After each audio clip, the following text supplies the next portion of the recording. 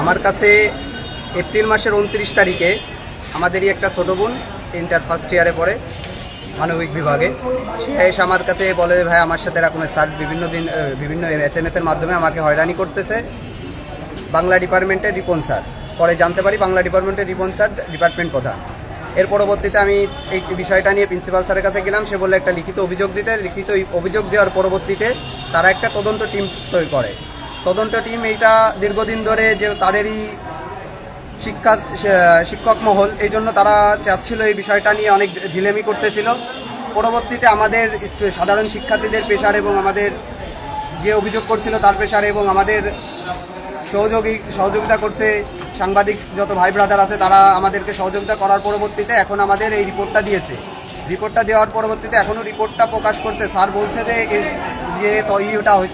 অভিযোগের সাথে স্যারের সংযুক্ত আছে, কিন্তু এই সংযুক্ত থাকা পর্যন্ত যেন শেষ না হয়। স্যারের এমন শাস্তি হওয়া উচিত যেন পরবর্তীতে কোনো শিক্ষক বা কোনো টিচার এর সাথে সংযোগ না, এইসব অপরাধের সাথে যুক্ত না হয়।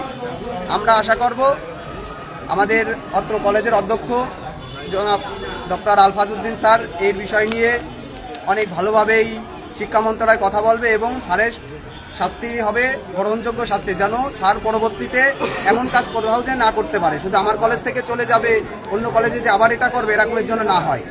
আমাদের সবার একটাই দাবি, স্যারের জন্য শাস্তিটা গ্রহণযোগ্য হয়। আপনার পরিচয়?